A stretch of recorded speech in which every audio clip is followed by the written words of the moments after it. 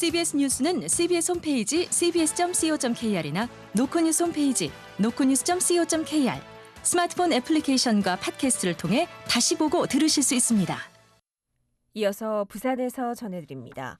부산 최초의 클래식 음악 전문 공연장인 부산 콘서트홀이 오늘부터 손님 맞이에 나섭니다. 세계적인 지휘자 정명훈 예술감독과 비수도권 최초 파이프 오르간 등의 명성에 걸맞게 부산 지역 클래식 저변에 제 역할을 해낼지 주목됩니다. 김혜경 기자가 보도합니다. 공원 속 공연장이라는 콘셉트의 부산 콘서트홀은 넘실거리는 파도 위에 떠있는 배의 형상을 본떴습니다. 부산 시민공원 안 19,000제곱미터 부지에 콘서트홀 2,000여석, 챔버홀 400석 규모로 비수도권 공연장으로는 최초로 파이프 오르간을 설치했습니다. 내부는 포도밭 스타일의 객석 구조로 특수 벽돌로 마감해 최상의 음질을 구현했고 200년 동안 관객석만 만들어온 일본 고도부기사 의자로 채웠습니다. 부산은 클래식 전용 공연장을 보유한 국내 8번째 도시에 이름을 올렸습니다. 첫 계획부터 개관까지 꼬박 10년이 걸린 부산 콘서트홀이 오늘 개관식을 시작으로 본격적인 손님 맞이에 나섭니다. 내일은 정명훈 예술감독이 지휘하는 베토벤 교향곡 9번을, 일요일에는 세계적인 피아니스트 조성진의 연주로 꾸며집니다. 개관 기념 연주회는 티켓 오픈 몇 분 만에 매진 행렬을 기록했고 콘서트와 부산 미식 여행을 엮은 1인당 240만 원 상당의 여행 상품도 조기 마감됐습니다. 이탈리아의 유서 깊은 콘서트홀 라스칼라 극장 수장에도 이름을 올린 정명훈은 부산 콘서트홀이 부산 저변에 클래식 문화에 씨를 심는 것에 비유했습니다. 정명훈 예술 감독입니다. 부산 음악 팬 베이스를 더 넓혀주고 꾸준히 해야 되는 거. 좋은 씨를 심어놔야 돼. 방향을 잘 잡아준다는 게 지휘자의 책임 중에 제일 큰지. 부산 콘서트홀이 지역 연주단체와의 접점도 확대해 부산 공연 예술 전반이 도약하는 계기가 될지, 또 2027년 문을 여는 부산 오페라 하우스와 어떤 시너지를 낼지 그 첫 행보에 관심이 쏠립니다. CBS 뉴스 김혜경입니다. 을숙도 문화회관이 노무현 재단 주최 추모음악회 대관을 정치적 목적이 있는 행사라는 이유로 거절했습니다. 지역 예술단체는 회관 측이 이념 논리로 공연 기회를 빼앗았다며 비판하고 나섰습니다. 보도에 정혜린 기자입니다. 오늘 오전 부산 사하구청 앞 한 손에 피켓을 든 부산 지역 예술시민단체 관계자들이 주먹 쥔 손을 뻗으며 을숙도 문화회관 관장은 물러나라고 한 목소리로 외칩니다. 이들이 강하게 반발하는 이유는 지난 5월 개최하려던 노무현 재단 주최 추모음악회 대관을 을숙도 문화회관이 거절했기 때문입니다. 매년 노 전 대통령 서거일에 맞춰 열리는 추모제는 주로 음악회로 진행되어 왔고 올해는 윤도현 밴드를 섭외해 지역 국악 오케스트라와 무대를 꾸밀 예정이었습니다. 그러나 을숙도 문화회관이 정치적 행사라는 이유로 대관을 거절하면서 결국 공연 자체가 취소됐습니다.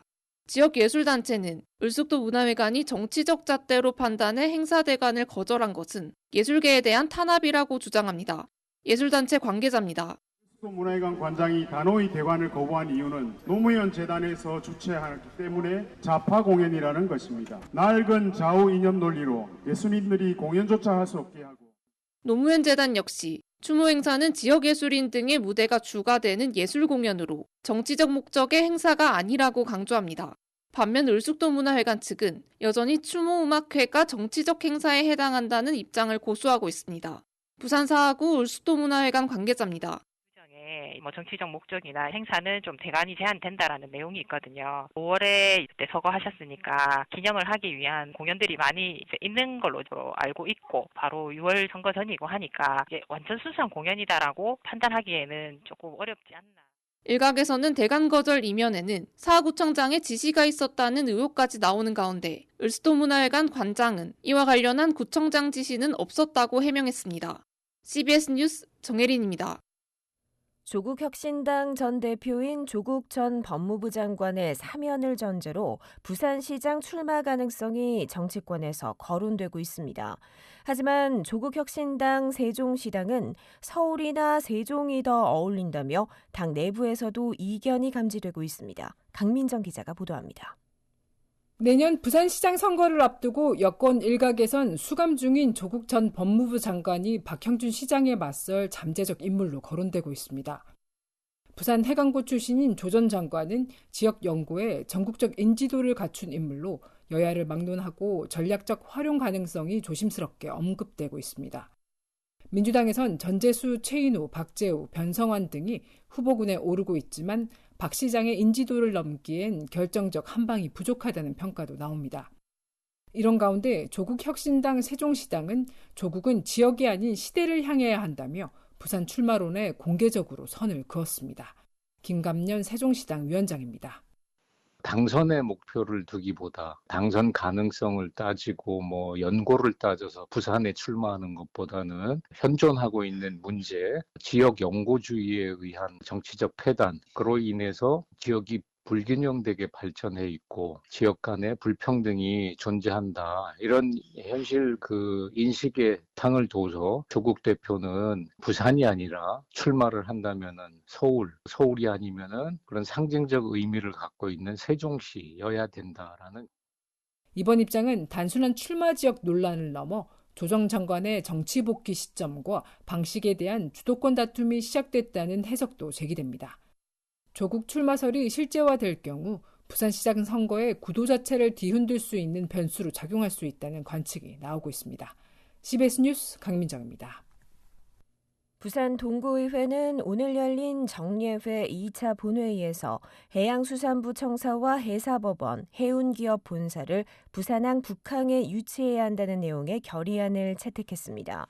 동구의회는 결의안에서 북항 재개발구역에 공공포괄용지가 이미 있고 부산역과 국제여객터미널과도 가까운 만큼 국가해양정책 실효성을 높일 최적지라고 강조했습니다. 동구의회는 이번 결의안을 정부와 국회 등 관계기관에 전달한다는 방침입니다. 부산지법 형사 6부는 N번방 사건 영상을 포함한 불법 촬영물을 텔레그램 유료방에 유포한 혐의로 기소된 40대 남성 A씨에게 징역 5년에 추징금 4,300만 원을 선고하고 성폭력 치료 프로그램을 80시간 수강하라고 명령했습니다. A씨는 2022년부터 2023년까지 그번방이라는 이름의 텔레그램 유료방을 운영하며 N번방 사건 영상을 포함해 아동 성착취물과 불법 촬영물을 유포해 4천만 원의 수익을 챙긴 혐의로 재판에 넘겨졌습니다. 재판부는 A씨의 범행이 피해자에게 평생 치유될 수 없는 심각한 고통을 주는 행위이며 영상물이 불특정 다수에 의해 재유포될 가능성이 높다는 점 등을 양형 이유로 고려했다고 설명했습니다. 날씨입니다. 장마 전선의 영향이 든 부산은 주말인 내일 새벽부터 밤까지 최대 60mm의 비가 내리겠습니다. 이번 비는 주일까지 5에서 30mm가량 더 내린 뒤 그칠 전망입니다.